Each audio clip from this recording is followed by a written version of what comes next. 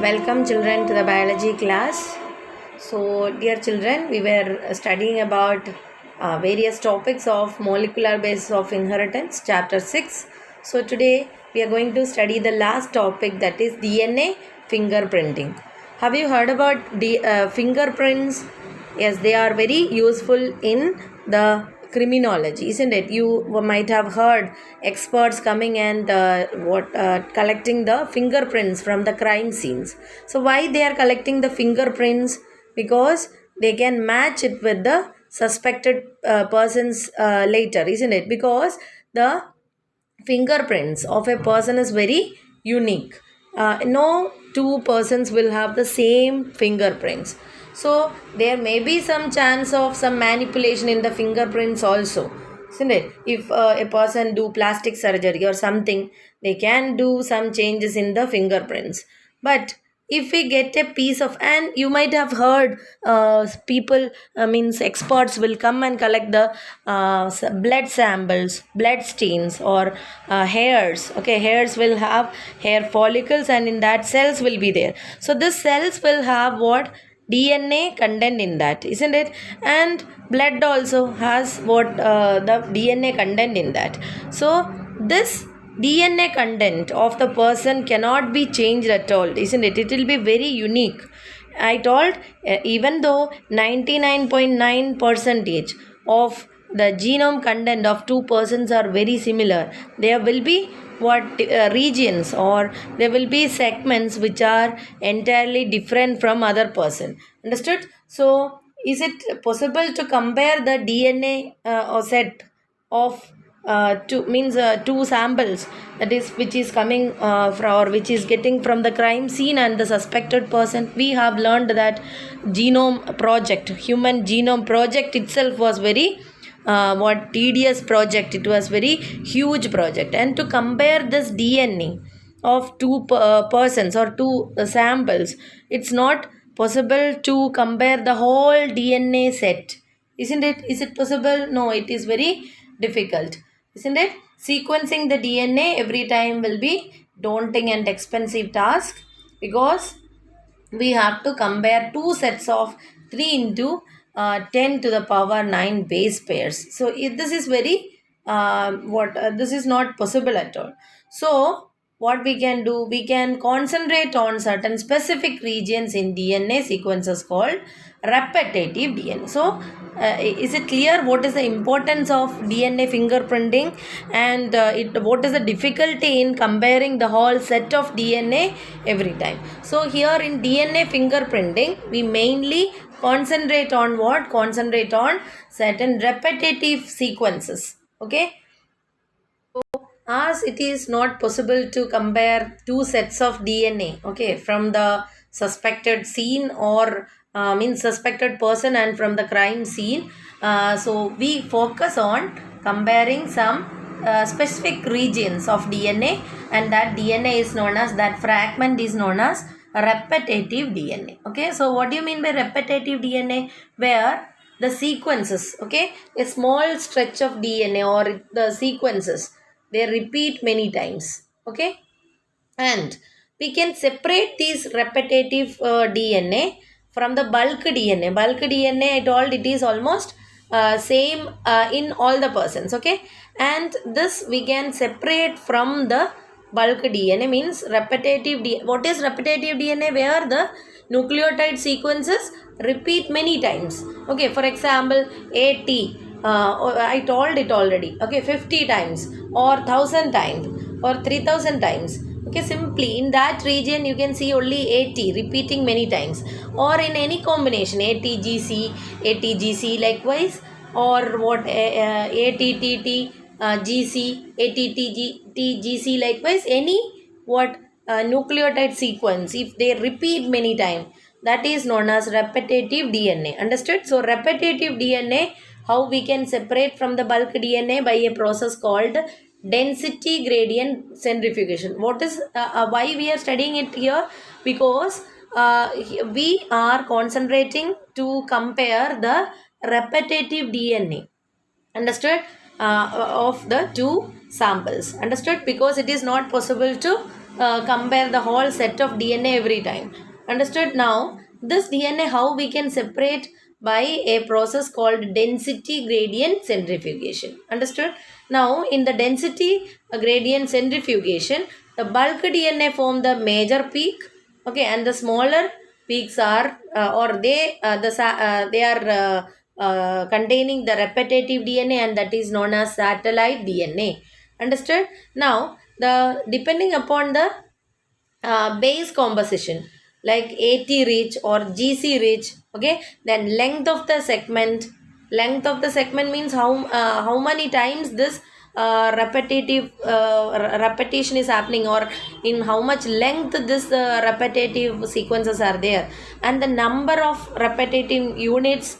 Okay, satellite DNAs are classified into microsatellites and mini satellites. So what are satellite DNA? Which is forming the what small peaks in where density gradient centrifugation. That is the definition of satellite DNA. Okay, so this satellite DNA can be classified into microsatellites and mini satellites. Okay, micro satellites and mini satellites. Okay, depends upon what also, that also can be asked, that is the base composition, length of the segment, okay, number of repeating units, etc. Okay, the satellite DNA is divided into microsatellites, mini satellites. Okay, so actually, what is the speciality of satellite DNA? They will not code for any proteins. Okay, they will not code for any proteins, and they form a large portion of human genome.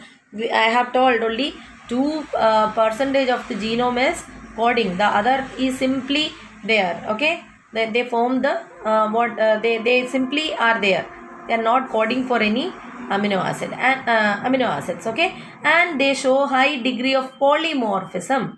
Okay, so that is another term that you have to remember. What is that? Polymorphism means what? Poly means many, isn't it? Morphism means extra appearance. So they shows this satellites DNA shows what? Polymorphism means what? In different individuals, the satellites may vary, but the place will be same. Okay, where you can find the polymorphism, but their number, their length, okay, all that varies in each individual. Understood? So what are the specialities of satellite DNA? They are not coding for any proteins. They form a large portion of human genome, and they shows what? High degree of polymorphism. And because of this, we are interested what about the in DNA fingerprinting, we utilize what? This property. What is that? Polymorphism. Okay, so you can understand that the DNA which we get from many kind of cells of one person's body, like blood, hair follicles, skin, bone, saliva, sperm, all this will have same degree of polymer, or they are containing the same set of DNA, isn't it? Same type of DNA. Why? Because they are all are formed from a single cell. What is that? Zygote, isn't it? From zygote only all the body parts are forming. Understood? So the DNA content of all the cells in a particular person will show the same degree of polymorphism, or you can say they contain the same DNA content. Is it clear? The terms that we have discussed now is repetitive DNA. What do you mean by repetitive DNA? That is, in the DNA content, in some specific regions, the DNA sequences are repeating many times. Okay, a small stretch of DNA repeats many times. So that is known as what? That sequence is called as what? Repetitive DNA. Okay, and I told then satellite DNA. Satellite DNA means when this repetitive means when the DNA content is dense and undergone density gradient centrifugation, you can see that repetitive DNA will be separated from the bulk genome. Okay, so the repetitive DNA will be getting, or they'll be forming a forming small peaks. Okay, and the bulk of DNA forms the major peak, and the small peaks which are forming in the density gradient centrifugation is called satellite DNA. Okay, and I told the satellite DNA is divided into a number of means divided into mini and micro satellite. Okay, so depends upon what? Depends upon the base composition. Okay, then what length of the segment and number of repetitive unit, how many times it is getting repeated.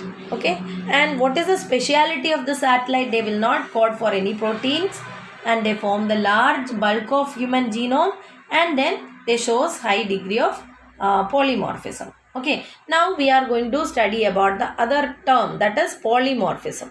Polymorphism means what? I told it is the difference, isn't it, between two set of DNA, or the means in two different persons, around 0.1 percentages of DNA content is different or unique, you can say, isn't it, in a particular person.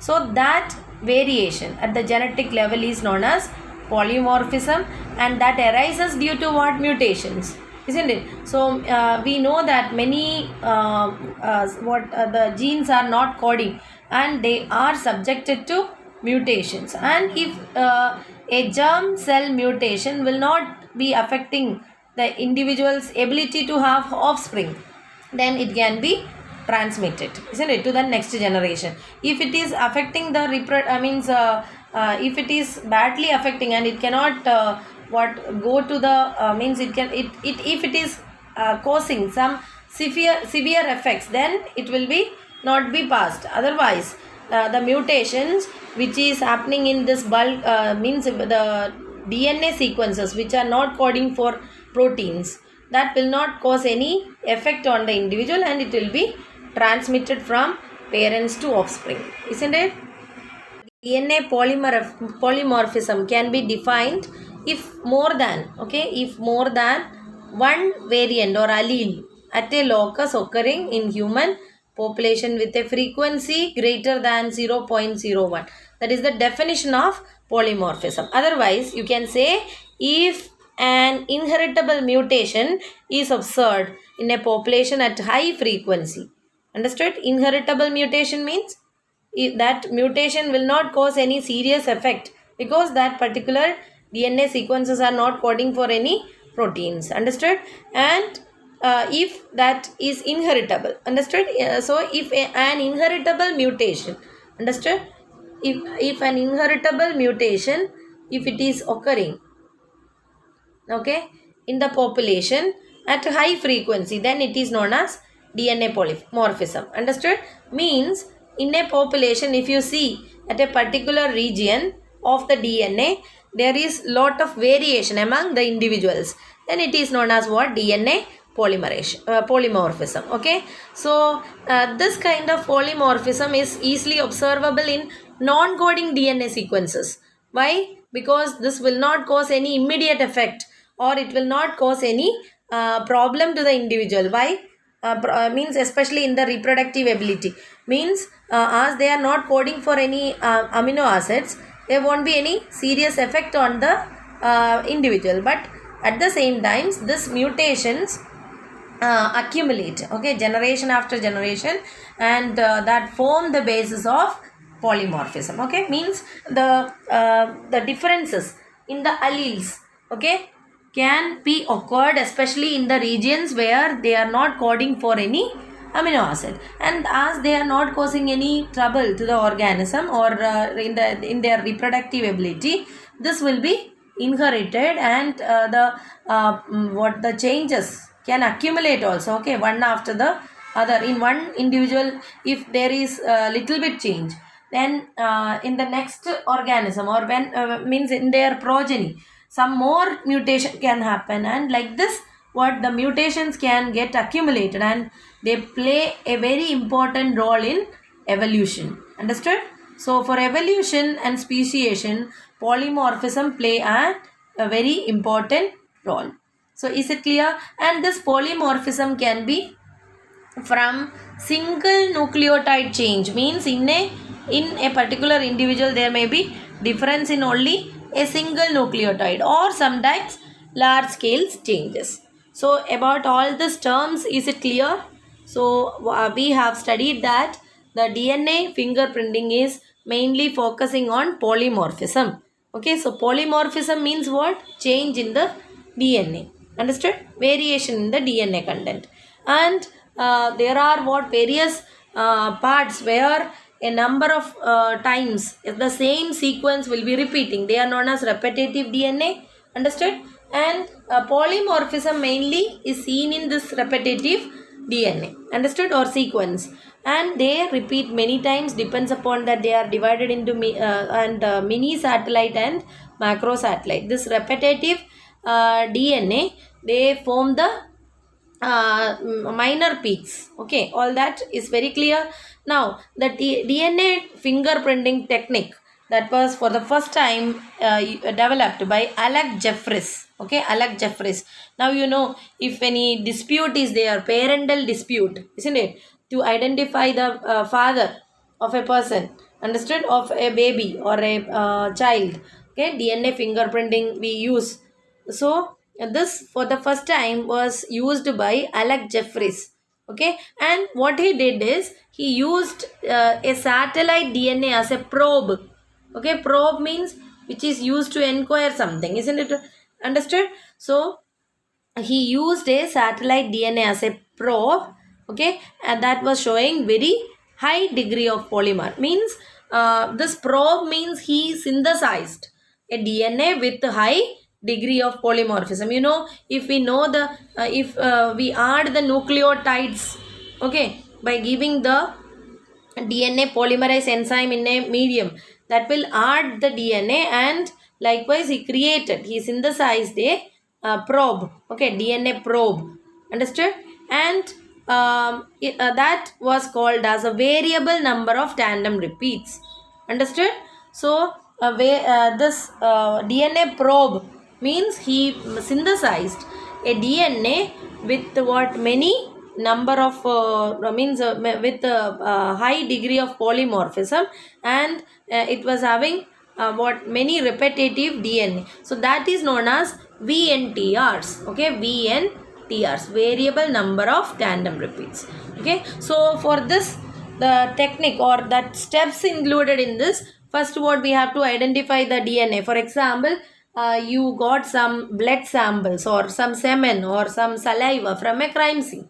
Okay, and you have to collect that sample, and that sample will have cells, isn't it? Blood will have cells in it.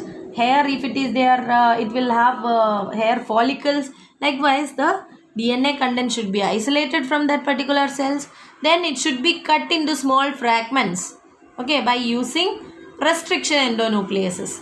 Actually, restriction endonucleases are known as the molecular scissors. We will study this in detail about in the biotechnology chapter. Okay, then it has to be transferred into synthetic membrane. That fragments, no, it should be transferred into some synthetic membranes like nitrocellulose, nylon, etc. Then already we are having the VNTR probe, which is used to what? Hybridize. Understood? VNTR we are already giving into the medium, so that it will go and hybridize with the DNA fragment, which is having what? That particular complementary base pair, isn't it? Then after this we can what? Detect, okay, the hybridized DNA fragments by autoradiography. Understood? So like this, what we can understand, when you do this much, you will get some autoradiography. When you are doing it, is just like X-ray films. Okay, so wherever this VNTR went and what? Hybridized, that can be visible in the film. Understood? So when you do this, VNTRs are what? They are actually satellite DNA only, especially to they are belonging to mini satellite. Okay, so a small DNA sequence is arranged randomly in many copy numbers. Okay, and this copy number will be different from chromosomes to chromosome in an individual, and the number of repeats show very high degree of polymorphism. Okay, means what is the meaning of this? That is the number of repeat, how many times it repeats, that what varies from one individual to another individual. Okay, so because after because of this, after hybridization with the VNTR, okay, the radiography film shows what different bands, and from this we can compare. For example, see, this is paternal chromosome, means in an individual there will be paternal chromosome and maternal chromosome. Understood? Chromosome 7 of two individuals is shown. Okay, individual A and individual B. So when you see this, what you can see that the repeating means sequences will vary. Okay, so in chromosome 2 you see here and here. Okay, and chromosome 16. So only 3 chromosomes are taken here, that is from DNA from individual A and individual B. Understood? Now from the crime scene. Okay, so after all the steps like isolation of DNA, digestion of DNA by endonucleases, then separation of DNA fragments by electrophoresis, then we have to transfer the separated DNA fragment to synthetic fibers. Then what means the single stranded DNA will be provided to the nitrocellulose means nitrocellulose or nylon synthetic membrane. Then we will add what the VNTRs, props, okay, which is already made, and whose means whose sequences are known. And then when the hybridization takes place, we can see that or detect the hybridized DNA by autoradiography. Okay, so when we do this, we can see here. Okay, this is the band that obtained from the person B. You can see here. Okay, here. Understood? So this is the pattern, okay, of DNA that we are obtaining in the in the autoradiography film. Understood? This is of B and this is of A, and this is from the crime scene. Understood? Now you see this both will have similarities, isn't it? And these two are different. Understood? So from this what you could understand, the person who did this crime is B. Understood? Because the bands which you obtained in the auto radiography after DNA fingerprinting is done will matches to the person B than the A. And this, how it is useful in then identifying the paternity or the father of a person, because this polymorphism, okay, polymorphism can be inherited, means there will be more similarity between the parents and the children. Understood? In their polymorphism, means the DNA which shows the polymorphism will have more similarity between the parents than any other individual. So by comparing the DNA, this one DNA bands, okay, after hybridization, when we see it through the the radiography, okay, autoradiography, we can compare these bands and we can understand whether the person is the original father of the suspected, means whether the suspected person is the father of the child. Understood? So this is the the basic thing behind the DNA fingerprinting. Understood? So this is the end of this chapter, and I hope you understood all this. You please prepare and prepare for the next live class. We can have the discussion. Thank you.